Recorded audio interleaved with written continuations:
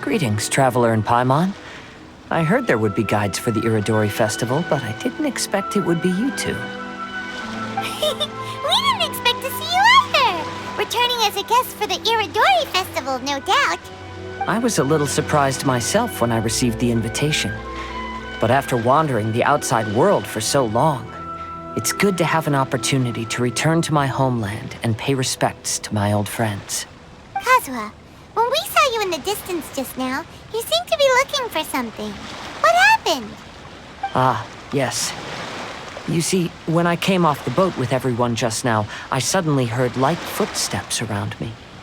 I could tell they were not footsteps of a regular passenger. But by the time I turned around, the person had already disappeared. I only heard a splash come from below the pier. Even though I didn't manage to catch a glimpse of them, I found this strange piece of paper by my feet. Oh, does the paper happen to have a poem written on it? Huh. How did you know?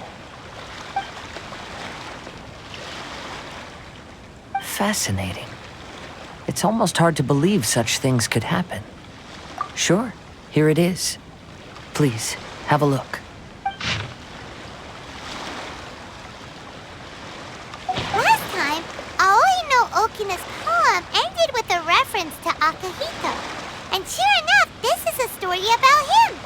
The story this time basically says that Akihito got his name from his love of red seals. However, the shogun discovered that he had committed plagiarism, and he was soon exiled. Well, if Paimon were to rate today's story, it sounds pretty unfortunate. I don't think there's anything particularly wrong with this story. I too was once wanted as a criminal by the shogunate. So I'm not all that different from Akihito mentioned in this story. But according to the story, Akihito was exiled by the shogun because of his wrongdoings. You did nothing wrong, Kazuha. Huh? Traveler, what are you thinking about? Ah, by the way, you mentioned that your friend has been struggling because he's unable to sign his name quickly, right? In Liyue and Inazuma, there is a saying, that which has been stamped has also been signed. Perhaps using a seal could be a feasible solution. While sailing at sea, I sometimes carve things to pass the time. If you wish to create a stamp for his seal, I might be able to help. Wow, that's an idea! Quick, let's go tell Albedo!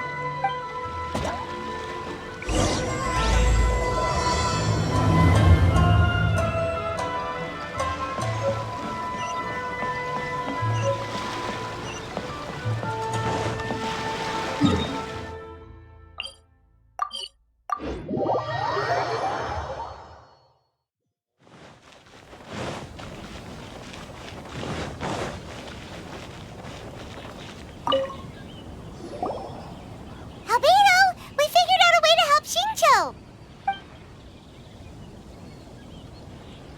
Interesting. A story of the 5 Kasen appears again, and with a timely solution. A stamped seal, huh? Let me think. Indeed, it is an efficient solution. If we use a stamp, then Xingqiu won't have to struggle with his handwriting anymore. However, since Xingqiu's signature has been previously revealed to the readers, it would seem insincere if he only used the stamped seal for his new books. But I have another idea. Using a seal is a part of it, of course. Let's go to Ouya restaurant now to discuss my idea with everyone.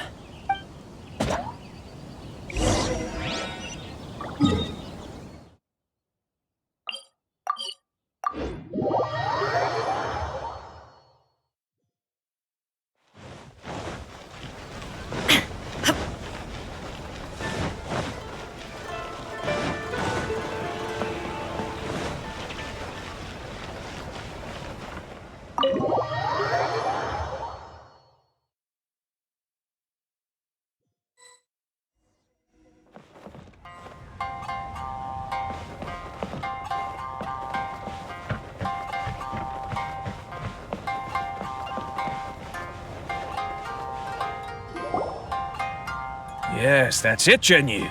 Your writing has greatly improved today, which means yesterday's intensive training was effective. My apologies, but I simply can't do it anymore. My hands are so sore that I can't even move them anymore. Oh, I should have known better than to read novels during calligraphy class. You just had a 10-minute break. Come on, you can do this. When it comes to pushing a deadline, there's no one more brutal than Mr. Hirayama. No wonder Lady Yai would always send the editorial director to handle troublesome authors. Whoa, this is getting scary. It hasn't even been that long and Shincho's already zombified. Mr. Hirayama, we found a solution that might just solve our dilemma. In both Liyue and Inazuma, seals are widely used as the equivalents of a signature. If we use a stamp to leave the author's seal on the books, then we could make the signature process a lot easier. Of course, a seal on its own is not enough. So, I propose that each signature consists of 2 parts. First, we'll use a personalized seal. We can simply carve one using Chenyu's signature as the design. In addition, I'll also design a simple but elegant pattern that's easy for Chenyu to write. That way, he will only need to draw a simple pattern on each book. Let me think. All right, I think that would work. Not only does it still involve the author's own handwriting, but the result should be very beautiful as well. So, what you mean to say is, I've been saved from this predicament? Mr. Hirayama, it suddenly occurred to me that the reason we gave up on live book signings previously was because it would take too long for the author to sign each book. But if we adopted Calx's proposed method, we might have enough time to do signatures at the live event. And if all the authors signed their books in the same fashion, then Genyu's signature wouldn't look out of place. If you think it's feasible, I would certainly be happy to design signatures for the other authors as well. Yes, and you may leave carving the stamps to me.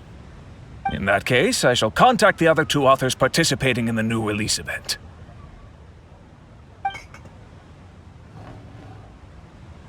It is a great honor to use a signature designed by Calx. My pen name is quite complicated and isn't suitable for signing events. However, if we implement this new format, then it'll be a dream come true for me as well. Great! Looks like everyone's on board with the idea. I'm sorry to have kept you busy for so long, Genyu. Please, take the next few days to have a good rest. We'll handle everything from here. The books that Genyu already signed can be used as special prizes in future events held by the Eye Publishing House. We did it! The event is saved! Thanks to everyone's efforts, Onodera and I are finally free of that mess. That's right! You're finally free, Shincho! Maybe you should step outside for some fresh air.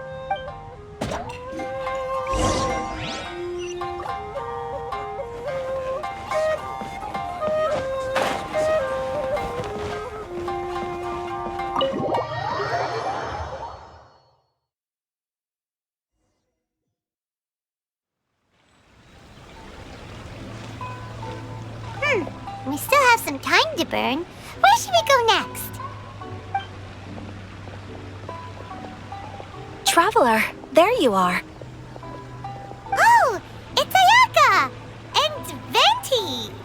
That's an interesting combo. I was just going to the festival venue to prepare the Ikebana lesson when I found a strange piece of paper on a flower stand. This bard just happened to be close by at the time. He informed me that you've also found similar papers recently. As such, we came together to find you two. But the paper she found isn't quite the same as the ones we found before. Here's the paper. Please, have a look.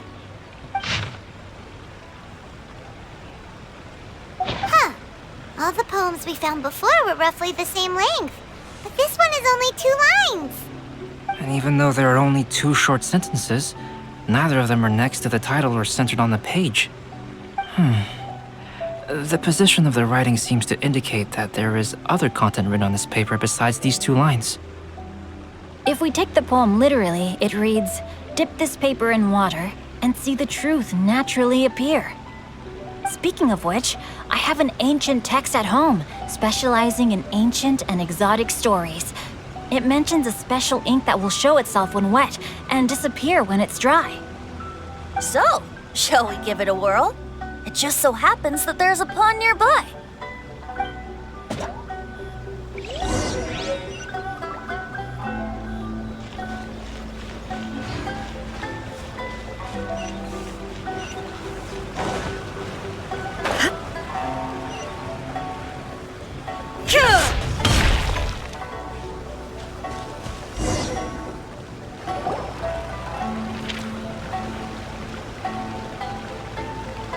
Wow, look! It's really working! More words have appeared on the paper! Let Paimon see what it says.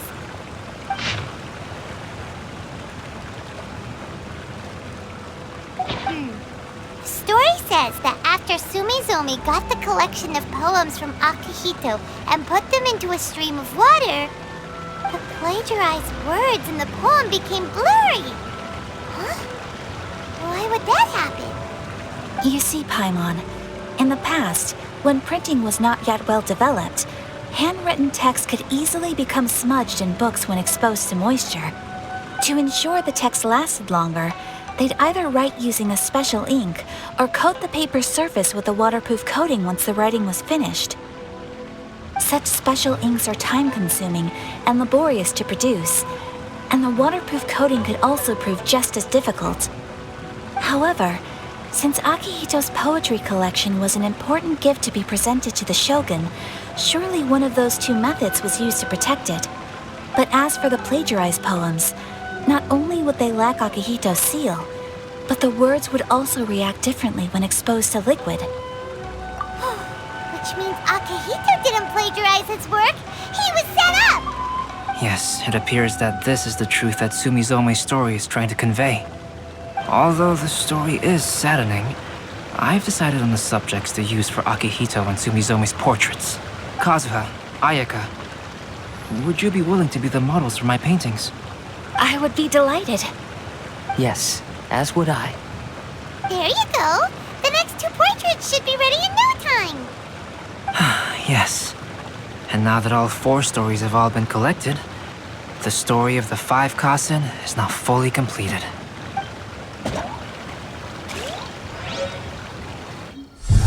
Long ago, Inazuma had 5 legendary poets. People bestowed upon them the title of the 5 Kasen.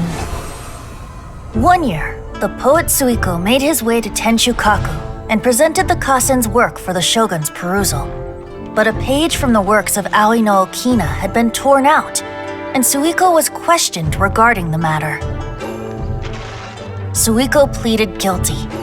He admitted to drinking at the tavern the night before, and vaguely recalled a mysterious figure approaching while he was intoxicated. That figure was none other than Aoi no Okina himself. This turn of events had begun with an unnamed individual, under whose coercion, Aoi no Okina was forced to take drastic measures to retrieve a page of poetry. He knew nothing of this individual's true intentions.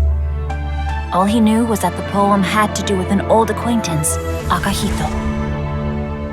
Akihito had once belonged to the 5 Kasen. Each poem he composed, he marked with a scarlet red seal, hence the Aka in his name. Such a distinguished writer was he, and yet one of the poems he had submitted the previous year was found to be plagiarized. Akihito was exiled for his crimes, and only 4 of the 5 Kasen remained. Sumizome went over Akihito's poems and noticed that the plagiarized poem lacked his seal. She immersed his poetry in a stream nearby and only on the plagiarized poem did the ink run. Aoi no Okina passed by and witnessed Sumizome's doing, which he then recorded in a poem. Thus transpired the events of Suiko's poetry submission, and this is where the story comes to an end.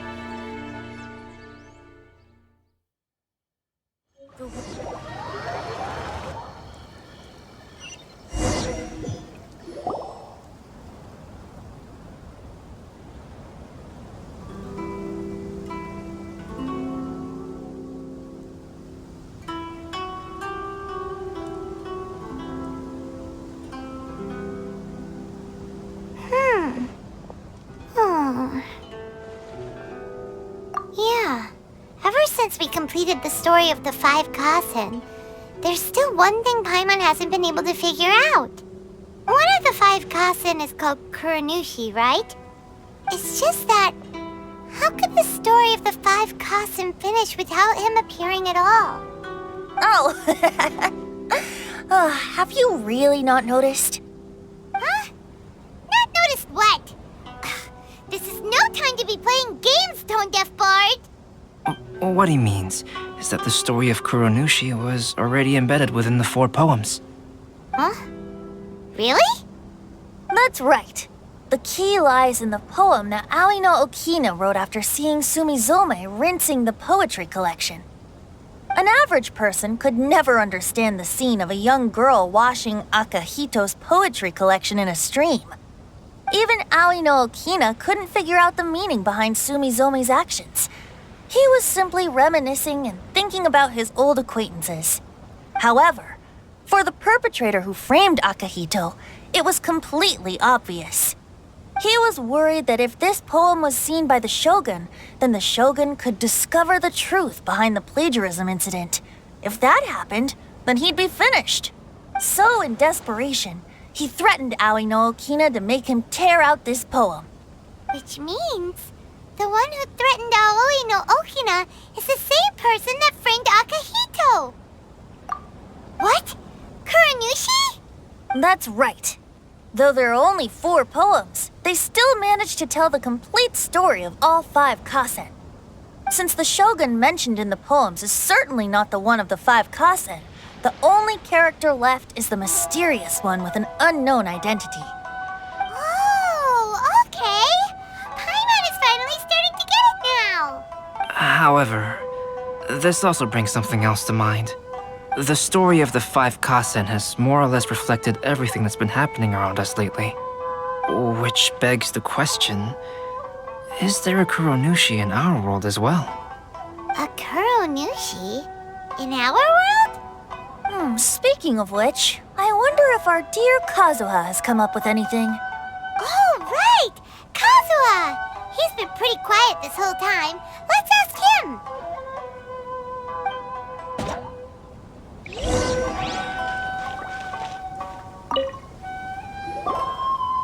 Hey, Kazuha! Are you okay? You've been standing in front of this blank canvas for a while, and you don't look so good.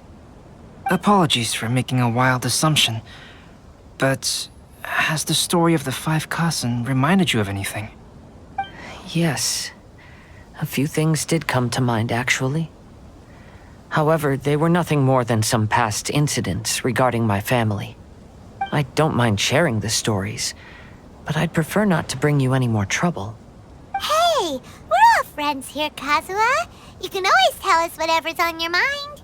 Kaidehara, please forgive my assumption, but perhaps you were thinking of the Raiden Gokuden? The Raiden Gokuden? What's that? It appears that Miss Kamisato and I were thinking of the same thing. But it also has much to do with the Yashiro Commission. It would be improper to speak of it here without the consent of Miss Kamisato. It's fine. Those of us here are all trustworthy, so there isn't any harm in it. However, this matter is somewhat complicated and may be difficult to explain. Let me start with the Raiden Gokuden. As you all know, the Yashiro Commission's primary purpose is managing ceremonial and cultural affairs, and Inazuma's art of forging swords is a very important part of our culture. The Raiden Gokuden were once the top 5 schools of the forging art in Inazuma.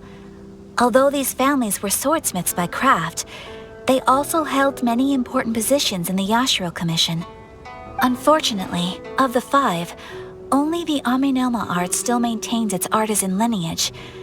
The descendants of the Ishin art are also still alive, but the craft has been lost to time. The descendants of the Ishin art are none other than the Kaidehara family. Whoa! We knew Kazuha came from a noble family, but we had no idea about his connection to the Yashiro Commission and sword making. Yes, but that's all part of the past now. The Ishin art was lost with my great-grandfather's generation. My grandfather was dissatisfied with my great-grandfather's lack of effort. When he was young, my grandfather traveled all over Tevat to find a way to revive the family business. But it was to no avail. And in my generation, our last remaining family property was lost as well. I heard my elder brother mention that the decline of the Raiden Gokuden happened very rapidly. In the span of a few decades, 3 of the families suffered various misfortunes and disappeared completely. Later, there was speculation that all of these misfortunes stemmed from some background machinations, meaning that someone wanted to wipe out the Raiden Gokuden. However, since not every family of the Raiden Gokuden came to ruin, such explanations were treated as nothing more than a conspiracy theory. Indeed. I've also believed such ideas were just theories and rumors. However, I know that a major incident happened to my great-grandfather when he was young. Not only did it affect the Kaedehara clan, but it nearly jeopardized the Kamisato clan's position in the Yashiro Commission as well. After reading the story of the 5 Kasen, I can't help but feel like it's pointing me toward the truth behind that incident. What exactly happened to your great-grandfather, Kazuha? I still can't say. I need to speak with someone to verify the details. Let's meet here again at noon tomorrow. I will tell you everything I know then.